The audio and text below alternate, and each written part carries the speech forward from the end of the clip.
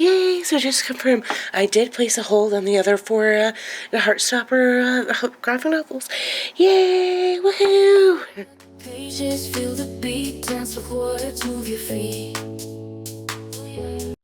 Hello and welcome to the start of this week's vlog, and we'll start off the week off strong with this Dippit, and I have finished reading Anastasia, the movie novel. It was an easy read because it's meant for 8 to 12-year-olds, and I'm obviously a lot older than that, and it's just like the movie. I really liked that they have, oh my gosh, let's just open this up here so I can show you pictures from the movie, which I thought was super cool and I liked it.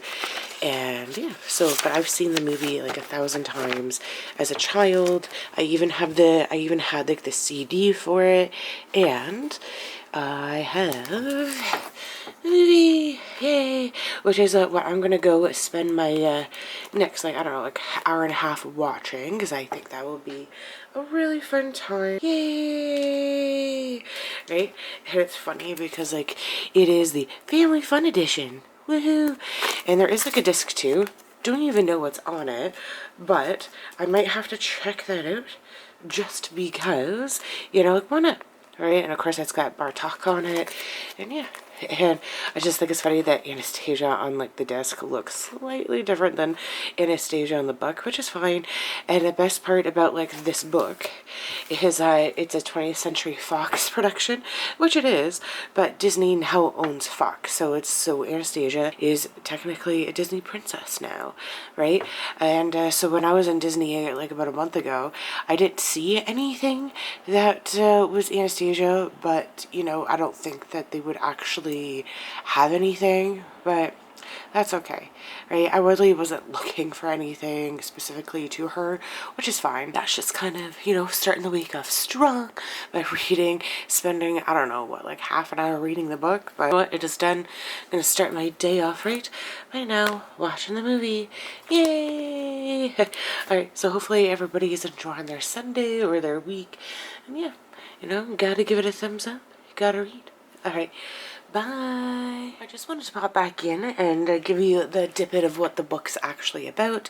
You have this girl who grew up in an orphanage, and she's now 18 and has a job, but she decides to go down the left path instead of the right path to the factory, and she can't remember her life anything before she got to the orphanage at the age of 8.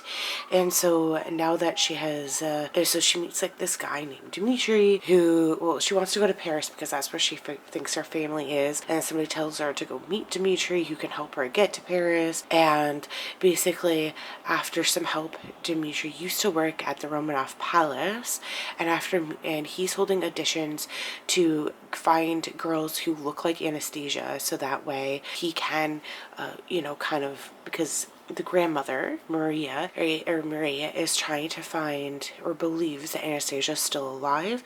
And so, you know, Dimitri being a con man and he would like money, he is trying to hold auditions to like fake out Marie so that way he can get some money. But as it turns out that Anya, or Anastasia, is actually real, that she did not pass away with the rest of her family back in 1916.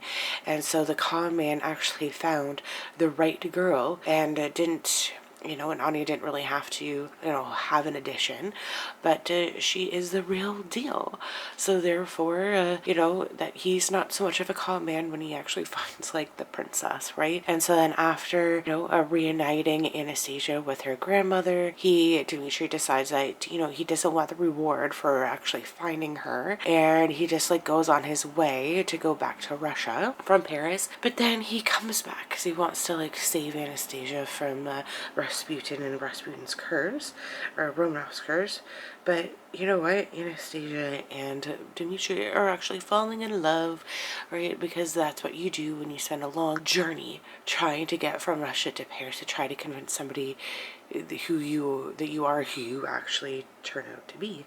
So yeah, I just thought that was like a really cute, really amazing, and that kind of like a love story that kind of, you know, came out of nowhere, and it's just so super cute. It's a fun little story to go with Anastasia, to think that, you know, it's unlike the real life Anastasia Romanoff story that actually took place. It's just a fun little fantasy kind of story to actually, you know, bring hope to think that she actually survived, you know? But yeah, that's kind of it. And yeah, worth the read, or just watch the movie, because this book is like based on the movie, right? But yeah, alright. Thank you and have yourself a great day. Alright, bye. Hello and welcome to another Dippit. So, I've actually finished another book today, which is the Cyborg Anthology Poems by Lindsay B.E. It's like a science fiction, futuristic novel, or, well, novella, or just really poems, honestly, about how, like, there was, like, a war that happened, and how it took out, like, all these, like, cyborgs, and that, like, how, like, that technology is so far advanced in, like, 2206, I think, that if you get into a car accident, that you can get like organs that are like, you know, like replicated and become like half human, half like cyborg, and just like how like there's just pure like cyborg humans out there, or just like robots, and just like these are like kind of like the poetry from them. So the book does go from like little sections of like telling you, say like about like the like robot themselves, or like say like this section's about like poetry and politics, and then it'll give you like a detailed description of like the person, and like, you know, like when they lived to, and then like just like the poems in which like they wrote, like at least like one or two samplings, or right. And then this is like another one. I don't know, it was like really interesting. It was a quick read. I don't know if I would kind of recommend it. I guess like if you are into poetry, you might like it. It's just a very, not what I expected, but you know what? I read it. I would say just kind of like it's even fields, like 3 out of 5. It definitely did surprise me with just like the concept of the book, but yeah, I think I did pick this book up at the bookstore, so I think I might donate it back or to a mini library. I'm not too sure, but that's kind of what happened. But you know what? It's read, worth the read. Yeah. Alright. Happy reading, everybody, and we'll see you next time. Alright. Bye. Hello. Welcome to this Dippit. And so what I want to say is that I'm now halfway through Jane Eyre, and oh my goodness, it is quite the life that she is living, especially at her benefactor's house, and how she's now fallen in love with him, which I find to be kind of interesting. But you know, he even made this comment to her, like, where like he's more worldly, he is older than her, but she doesn't really know much of the world, right? Like all she knows is like the house and where she used to live, and like just being here at like his house, right? Or working, or like just living and existing at the manor.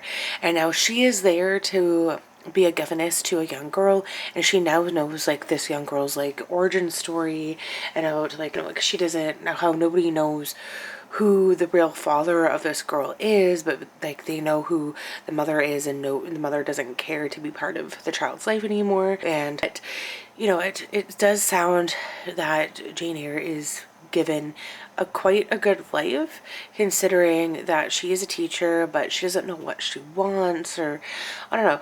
I'm kind of interested to see where she's going to get up, where she's going to end up, if she's going to end up marrying the guy, and or what. I don't know. It's very interesting, right? And it's just, I think I had a different perspective, or what I thought this book was going to be about, but it's kind of, I don't know, I am liking and enjoying finding out the life of this like, young girl in the Victorian era. So yeah, right, gonna give it a thumbs up. Alright, bye. Hello everyone, and welcome to this reading Dippit. Yay! Alright, so I've now finished listening to Jane Eyre by Charlotte Bronte, and oh my goodness, what an adventure it has been. So I started listening to it on Spotify through like this one artist who was reading it, but then then accidentally I like paused it. Well, okay, I intentionally paused the audiobook because like I had to like go to the bathroom or something, right? And then when I came back to like press play again, like the recording, because it's like one solid recording, it's not sectioned off by chapters, right? Like decided just the audiobook jumped back 2 chapters, but then every single time, like, it wasn't buffering when I tried to like bring it forward the 2 chapters. So I just kind of like listened to it on like fast speed, right, to bring it to where like I needed it to be, right? But then it's still like, I guess there must have been something wrong with like that upload because it wasn't buffering. So past that point, so then I went out and I found like another recording of it on Spotify, and I ended up finding it, right? But this one was so much better because it was sectioned off by chapters. So I mean, like, both recordings were great. Obviously the one that was sectioned off by chapters and buffered the entire time is a lot better than the first one, right? But I was still able to like listen to it, you know, all in like one go, or like not one go, but I was able to finish off one of it or half of the book today. And it's so interesting. It's just the life and times of Jane Eyre, and how she's kind of like had a rough life like that, after going to, I think it says like in the back the name of the school that she went to. Yeah, so she went to like this school for like orphans, and then she ended up being a teacher there, and then she got a position as a governess at Thornfield Hall to teach a 8-year-old girl named Adele, who's the French girl. And then after being there for a little bit and meeting the master Rochester, I'm getting characters from like the movie I watched last night mixed up because they're both our names, but Edward Rochester. So Jane ends up finding herself in love with Edward, but she doesn't want to marry him, and well, I guess Edward ended up confessing a lot of stuff to her, which unsettled her. So then she ran away, and she ended up meeting some kind people, and then she started teaching again. But when she started teaching again, she ended up like finding like some of her cousins, or her cousins found her, and that her uncle left her some money. And you know, this book is like written in the 1800s, so she ended up getting like $5,000, which, you know, at that time $5,000, you know, was something to live off of. And you know, so she's like an independent woman now. She can like live, like she's like her own woman, and she doesn't have to, you know, she can like work if she wants to, or she can just like live off the $5,000 that her uncle left her, right? So, but soon after she gets this money, she ends up hearing about Edward Rutherford Rochester, and about like how like Thornhill like went up in flames, and how, you know, Edward has gone blind, and how he's not really doing very well right now. And so then Jane ends up hearing about this and is like, oh my gosh, and so she has to go back, and she ends up talking with him and meeting up with Edward, and then falling back in love with him. And he ends like, and I guess he really confesses to her like how much like he missed her and how much he wants her back and everything like that. So yeah, that's just kind of like they ended up being together, which is like super great. And yeah, so that's kind of it. And I guess, right, and so they ended up being together, and because I guess like because the Thornhill burnt down, and he ended up becoming blind.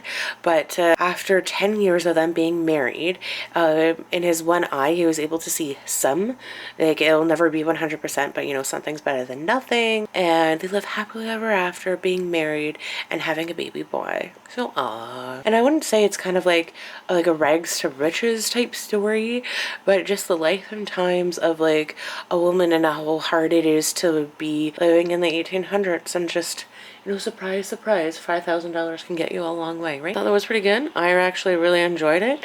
I think I might try to find a movie on one of our streaming services to see how, you know, how the movie compares, right? But yeah, that's about it. All right, so thanks. All right, bye. Hello, and welcome to this reading Dippit, and the end of this week's vlog. So, an update of these books. As you can see, I have 3 here. Definitely, maybe I haven't finished this week. Oh my gosh, hopefully I'll finish it next. Who knows?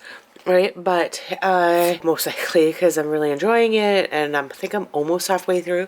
But for The Red Badge of Courage, I've started listening to the audiobook, which I'll probably have done earlier on the week. And with that, I've decided that I'm probably going to finish listening to all of the classic books that I have on audiobook and kind of read them. And then I'm going to move on to the Wheel of Time series But I did finish reading Heartstoppers by Oseman, and now I think there's her 5 books in the Heartstopper trilogy, or not trilogy, or it'd be like an octuplet, I think.